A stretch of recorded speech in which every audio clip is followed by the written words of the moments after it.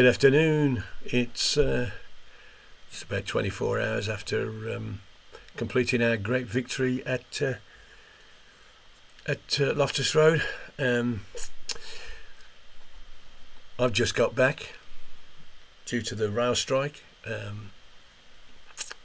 I basically had to go to London the day before. I stayed with my son. We went to the match together, had a nice father and son day like we used to, which was nice. And I had to stay overnight again and come back on the train this morning. Again, the question is asked, was it really worth it? Well, never knock a win, but I'm going to. When the game kicked off and we were a goal up in 3 minutes, my son and I both thought, well, we could blackball them here. They are the worst defensive lineup one has ever seen. And certainly for most of the first half, we put them under a great deal of pressure.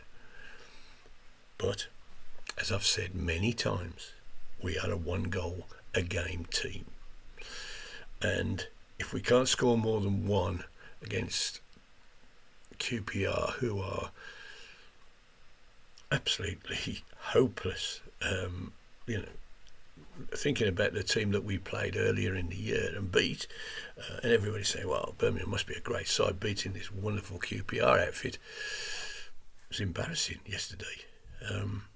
It's also embarrassing that we can only score once. Now, we created plenty of chances. I'm not going to knock people who work their arses off, but I'll pick on Juki, right? The man was immense. The man was absolutely stupendous. He was wrestled, he was pushed, he was kicked. He got nothing from the referee till about an hour had gone before he got his first free kick.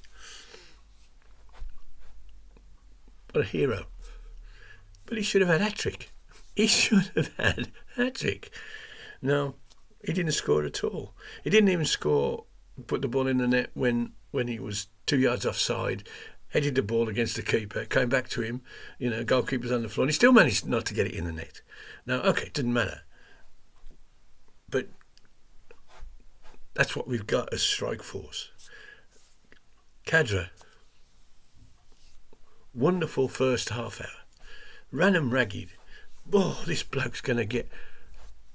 Disappeared out of sight. Gave them no problems after about half an hour. Best player on the field for us probably was Bakuna.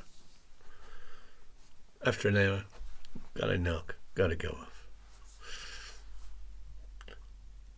Made the first and only goal. Created very little after that, although he showed a lot of skill, a lot of endeavour, all good stuff. Still 1-0. Come a bit of a favourite of mine now, George Hall. George Hall, again, he's working his socks off and he's pressurising. He's pressurising people now, going past people. Certainly in that first half hour to half time, he had their defence turning, panicking. Okay, he didn't get the better of them, but his input kept us absolutely pressing them non-stop. But, we don't produce balls in the net. We don't produce... And it's not that we don't create chances. The old, as long as we're creating chances, no need to worry. 5 shots at goal again, 6 shots at goal, 1 goal. We need to hit the target 6 or 7 times to score once. And that continues to be our downfall. Now,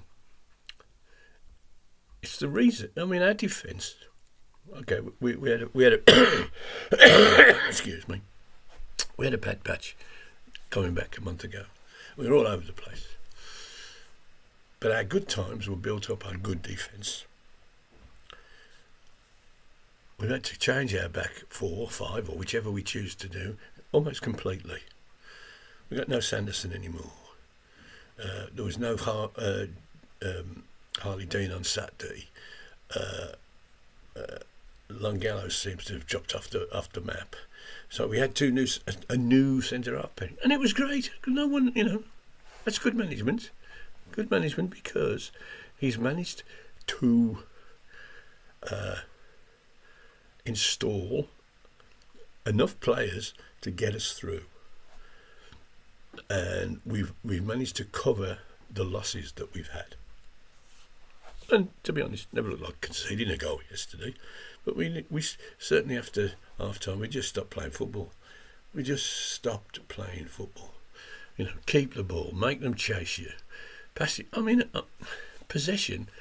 They had the ball 60% of the time, right? We could have just kept it, like they people do to us. They keep the ball in their own half. Bum bum bum bum bum. Okay, they're not threatening, but these are the opposition threatening us because they can't get the ball. Anyway, we've now got a wonderful 2-week break, and what's going to happen? Well, we've got half the squad on international duty. How does a team in the bottom 6 of the championship end up with half his squad on international duty? How does that work?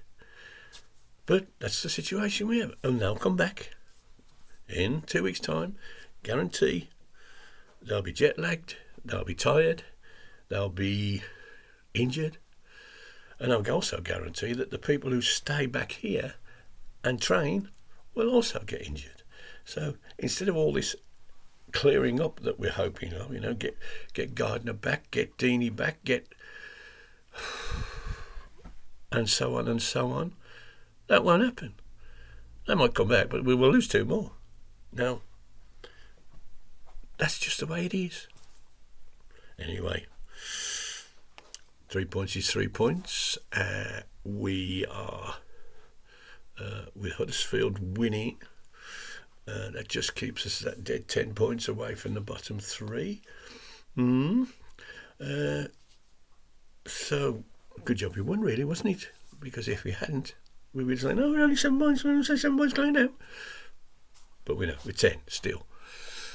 And that's it. What a great day. What a great weekend. Weekend in London, sitting on trains and buses in London. Okay. See you next week. I'll have a little special next week, as there's actually no football. Don't miss it. Stories from the past.